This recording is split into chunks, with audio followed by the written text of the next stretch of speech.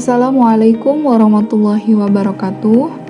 Kembali lagi dengan saya Fikriya Abdillah As-Siddiqi. Nah, pada video kali ini saya akan membahas materi tentang sholat fardu. Nah, sholat fardu, adapun tujuan didirikannya sholat menurut Al-Quran dalam surah Al-Ankabut ayat 45 yang artinya, dan dirikanlah sholat, sesungguhnya sholat itu mencegah dari perbuatan-perbuatan keji dan mungkar. Dan Nabi Muhammad SAW bersabda, "Shollu kama ra'aitumuni usolli," yang artinya, sholatlah kalian seperti sholatku.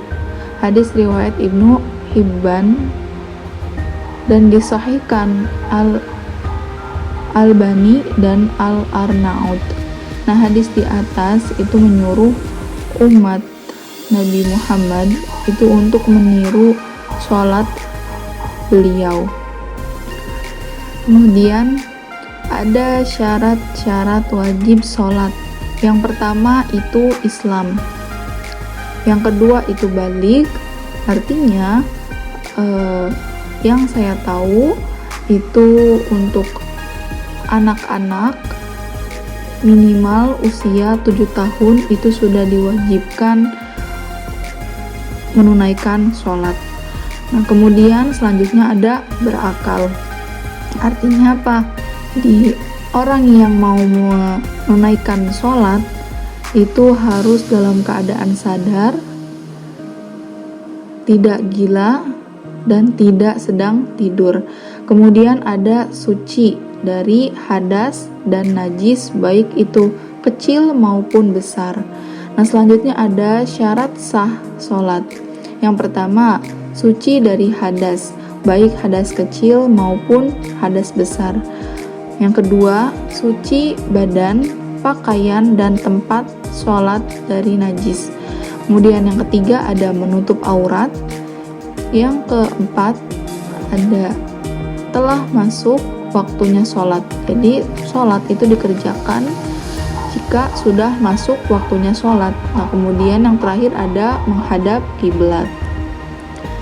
Nah, rukun yang pertama ada niat sholat. Nah, tempatnya niat itu ada di dalam hati. Mazhab Imam Syafi'i melafalkan niat dalam hati ketika melakukan takbiratul ihram.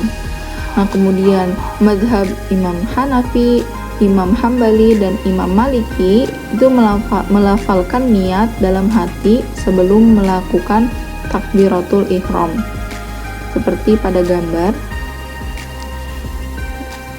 ini menggambarkan ketika kita melakukan takbiratul ihram. Nah, kemudian sholat itu ada 5. Nah, sholat fardu itu ada 5. Yang pertama ada sholat duhur. Niat dari sholat duhur adalah usolli fardhu duhri arba'a raka'atin mustaqbilal kiblati ada lillahi ta'ala. Itu untuk sholat munfarid. Adapun untuk menjadi imam dalam sholat berjamaah itu menjadi imaman lillahi ta'ala, dan kemudian menjadi makmum itu menjadi makmuman lillahi ta'ala. Begitupun untuk sholat asar, maghrib, isya, dan subuh. Kemudian selanjutnya membaca doa iftitah. Nah, iftitah dibaca setelah takbiratul ihram, takbir yang pertama. Nah, seolah-olah ia merupakan pembuka sholat setelah takbiratul ihram. Dan hukum membaca iftitah itu sunnah. Berikut ini lafaz yang sahih yang diriwayatkan oleh Ibnu Umar radhiyallahu anhu. Allahu akbar kabira walhamdulillahi katsira wa subhanallahi bukratan wa asila. Yang artinya, Allah maha besar, segala puji yang banyak milik Allah, dan maha suci Allah di waktu pagi dan petang. Nah, keutamaan doa itu dituturkan Ibnu Umar sendiri, itu ketika kami sholat bersama Rasulullah SAW, ada seorang lelaki yang berdoa iftitah seperti lafaz di atas. Lalu Rasulullah Shallallahu Alaihi Wasallam bersabda, aku heran dibukakan baginya pintu-pintu langit. Aku tidak pernah meninggalkan doa ini sejak beliau berkata demikian. Hadis riwayat Muslim. Selanjutnya, setelah membaca iftitah, kita membaca surat Al-Fatihah dan surat pendek. Para ulama sepakat bahwa membaca Al-Fatihah itu hukumnya wajib karena ia merupakan wajib sholat. Dan dasar hukum ini adalah sabda Nabi Muhammad SAW yang berbunyi, la sholata liman lam yaqra bi fatihatil kitab. Tidak sah sholat seseorang yang tidak membaca surat Al-Fatihah. Hadis riwayat Al-Bukhari dan Muslim. Nah, bacaan surat setelah Al-Fatihah itu bebas dan boleh yang surat pendek maupun surat yang panjang sesuai kemaslahatan. Kemudian selanjutnya ada ruku. Nah, Rasulullah Shallallahu Alaihi Wasallam meletakkan kedua telapak tangannya pada kedua lututnya dengan kuat sambil meregangkan jari-jarinya, seolah mencengkram lutut. Nah, hal ini berdasarkan hadis sahih yang artinya jika ruku, beliau meletakkan kedua tangannya di lututnya dan meregangkan jari-jarinya. Hadis riwayat Abu Dawud. Nah, bacaan ruku itu boleh dibaca sekali, 3 kali, atau lebih dari 3 kali. Berikut ini bacaan rukunya. Subhana rabbiyal azimi wa bihamdi, yang artinya maha suci Rabbku yang maha agung dan pujian untuknya. Bacaan di atas merupakan bacaan yang telah diriwayatkan oleh hadis riwayat Abu Dawud. Selanjutnya ada i'tidal. Nah, setelah selesai membaca tasbih atau ruku, itu pada ruku, kemudian kita membaca i'tidal, bangun dari ruku. Berikut ini bacaannya. Nah, Rabbana lakal hamdu mil'us samawati wa mil'ul ardi wa mil'u ma syi'ta min syai'im ba'du. Nah, kemudian kita sujud. 7 anggota sujud, yaitu yang pertama ada muka. Muka itu terdiri dari kening, dahi, dan hidung. Kemudian selanjutnya ada telapak tangan, kedua telapak tangan, kemudian ada kedua lutut dan kedua ujung jari kaki. Nabi Muhammad SAW menjadikan ruku berdiri setelah ruku atau i'tidal sujudnya, dan duduk antara dua sujud itu hampir sama lamanya. Hadis riwayat Bukhari dan Muslim. Berikut ini bacaan sujud. Subhana rabbiyal a'la wa bihamdi.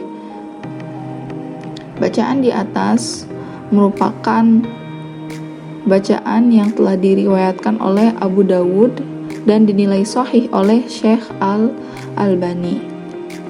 Kemudian setelah sujud adalah duduk di antara dua sujud atau iftiros. Nah, duduk ini dilakukan antara sujud yang pertama dan sujud yang kedua pada rakaat pertama sampai terakhir. Nah, ada 2 macam tipe duduk di antara dua sujud, yaitu yang pertama ada duduk iftirosh. Itu merupakan duduk dengan meletakkan pantat pada telapak kaki kiri dan kaki kanan ditegakkan. Nah, kemudian yang kedua ada duduk ik-ak, yaitu duduk dengan menegakkan kedua telapak kaki dan duduk di atas tumit. Berikut ini bacaan duduk di antara dua sujud. Rabbighfirli warhamni wajburni warfa'ni warzuqni wahdini wa'afini wa'fu anni. Kemudian selanjutnya ada tasyahud awal. Nah, cara duduk tasyahud awal itu adalah iftirosh, yaitu duduk di atas telapak kaki kiri dengan posisi kaki kanan ditegakkan dan jari-jarinya menghadap kiblat. Hal ini berdasarkan hadis sahih dari Abi Humaid As-Sa'idi riwayat Abu Dawud. Mengangkat jari telunjuk tangan kanan boleh dilakukan di awal tahiyat atau dimulai sejak syahadatain pada kalimat lillah. Lalu diturunkan ketika akan bangkit ke rakaat ketiga atau sampai salam untuk tasyahud akhir. Kemudian terdapat beberapa lafaz tahiyat yang sahih dari Nabi Muhammad SAW.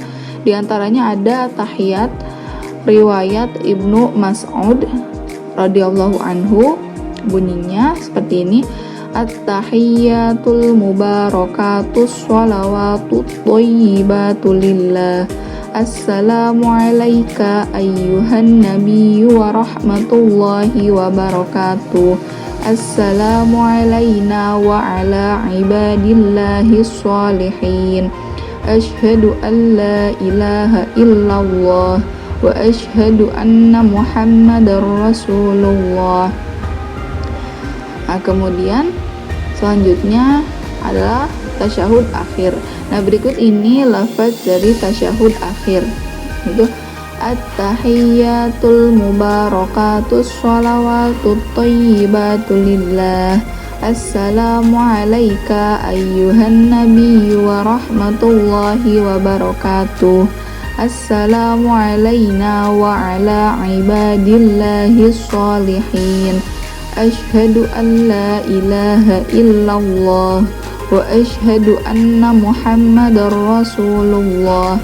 Allahumma sholli ala sayyidina Muhammad kama shallaita ala sayyidina Ibrahim wa ala ali sayyidina Ibrahim wa barik ala sayyidina Muhammad wa ala ali sayyidina Muhammad kama barakta ala sayyidina Ibrahim wa ala ali sayyidina Ibrahim fil alamina innaka hamidum majid.